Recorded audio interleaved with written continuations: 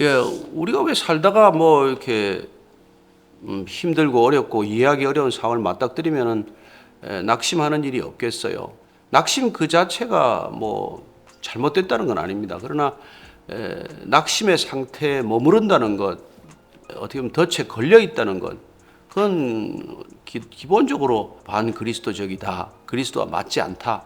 그 말씀을 꼭 드리고자 하는 것입니다. 우리는 어렵고 힘든 상황을 만나면은 뭐 절망적일 때도 있고 정말 그만두고 싶을 때도 많고 여기서 그냥 멈춰야 되나 이렇게 멈추라는 게 하나님의 뜻인가 이런 상황들을 만나게 되는데 그러나 우리가 주님께서 어떻게 그 십자가의 길을 끝까지 완주할 수 있었는지를 우리가 초점을 맞춘다면 우리가 그 마지막 십자가 언덕 골고다 언덕까지 오르실 때 얼마나 많은 그 낙심케 하는 상황들이 있었습니까만 주님께서는 그 목표가 너무나 뚜렷하고 분명했기 때문에 그 큰 목적, 큰 방향성을 절대 놓치지 않았기 때문에 중간에 어떤 일들도 그 목적에 비하면 하위 개념에 불과하고 궁극적인 방향성에 따진다면 그게 비춰본다면 오히려 이것들은 작은 일이기 때문에 그 일들을 충분히 감내하고 견디고 이겨낼 수 있었다고 믿습니다. 우리가 신앙인으로서 가는 길도 마찬가지죠. 내가 더 중요하면 우리는 뭐 나 때문에 낙심하겠죠. 그러나 나보다도 주님이 더 중요하신 분이라는 걸 날마다 기억한다면 우선 나 때문에 낙심하는 일은 많이 줄어들게 될 것입니다. 내 능력이 없어서 낙심이 된다? 아니에요. 주님께 순종하면은 주님이 우리에게 무슨 큰 일을 요구하지 않습니다. 대단한 일을 요구하지 않습니다.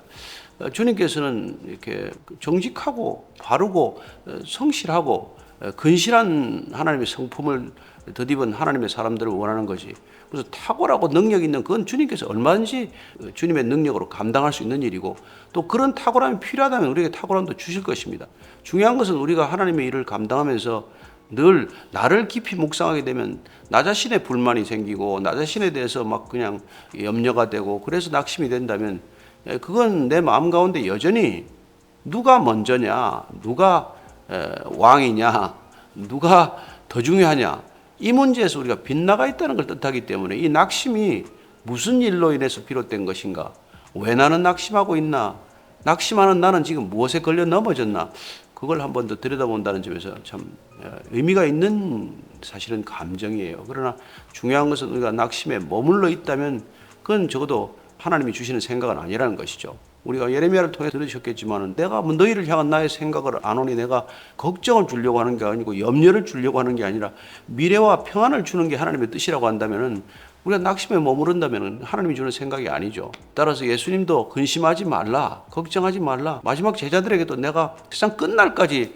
너와 항상 함께 하겠다는 것도 우리가 염려할 수밖에 없는 상황들을 맞닥뜨리더라도 내 혼자서 걸어가는 것이 아니라 내가 너와 함께 간다는 것을 기억한다면 내가 적어도 낙심에서 벗어날 수 있다는 것을 말씀해 주신 것이고 또 사도 바울도 낙심하지 말라는 이유가 때가 되면 반드시 하나님께서는 하나님의 선한 결과를 거두실 것이라고 약속하셨기 때문에 우리가 그 약속 언약의 신앙이 된다면 근심이나 낙심이나 염려로부터 벗어날 수 있는 것이죠.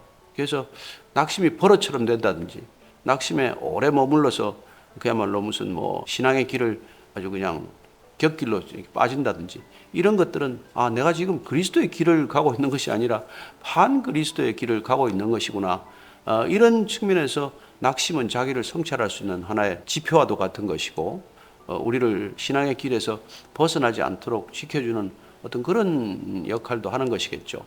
그래서 저는 주님이 주시는 기쁨을 잃지만 않는다면 주님이 우리에게 명령하신 대로 기도의 끈을 붙들고 있다면 낙심은 마치 스쳐 지나가는 바람과도 같은 것이고 흘러가는 뭐 시냇 물과도 같은 것이지 우리가 고인 물처럼 우리를 웅덩이처럼 늪처럼 빠뜨려서 우리를 가둬놓는 그런 일은 생기지 않을 것이라고 믿습니다. 아무쪼록 여러분들 신앙생활하면서 그런 낙심이 찾아올 때마다 하나님이 주시는 생각이 아니고 이건 또 하나의 또 시험이구나. 그래서 주님께서 주기도문을 통해서 시험에 들지 말라고 하시는 것이구나. 악에 빠지지 말라고 하시는 것이구나. 내가 지금 여기 단단히 빠져 있구나. 이걸 눈치채고 알아채는 그런 우리에게 하나의 잣대로 준 것이 그런 마음이라는 것이죠. 저는 여러분들이나 저나 낙심할 수 있는 상황을 부인하는 것은 아닙니다만 그 낙심에 지치거나 낙심에 묶여서 앞으로 더 한 걸음도 나아가지 못하는 그런 반그리스도인의 모습은 없었으면 하는 것이죠. 네, 기도하겠습니다. 하나님 아버지, 하나님은 우리의 두려움도 아시고 우리의 연약함도 아시고 우리 마음의 어느 부분에서는 늘 벗어나지 못하는 그런 낙심의 습관도 잘 알고 계십니다. 그러나 주님께서는 늘 우리에게 두려워하지 말라, 내가 너와 함께함이라고 말씀해 주셨고, 주님 이 땅에 오실 때 임마누엘의 하나님으로 오신 것도 우리가 더 이상 염려하지 않고 걱정하지 않고 낙심하지 않고 오직 주의 능력으로 주를 향한 우리의 초점과 관심으로 거기서 벗어날 수 있기 때문에 우리에게 놀라운 방향성을 가르쳐 주셨다고 믿습니다. 하나님, 나를 바라보면 낙심이 되겠지만 다시 그 나를 본 시선을 들어서 하나님을 바라보게 하시고, 또 내가 있는 괴로움이 아니라 십자가를 바라보게 하셔서 정말 주님께서 십자가에 오르시기 전에 너희들이 세상에서는 담대하라, 내가 세상을 이겼노라 선포하시고 그 모든 낙심을 이기고 정말 내 뜻을 꺾고 땀이 피오듯 기도하시고 그리고 그 승리의 길로 걸어가셨듯이 우리도 어떤 어려움이 있더라도 그 낙심에서 벗어나서, 염려와 근심에서 벗어나서 정말 주님께서 함께 가자고 하신 걸음 끝까지 걸어갈 수 있는 담대한 믿음의 사람 되게 하여 주옵소서. 예수님 이름으로 기도합니다. 아멘.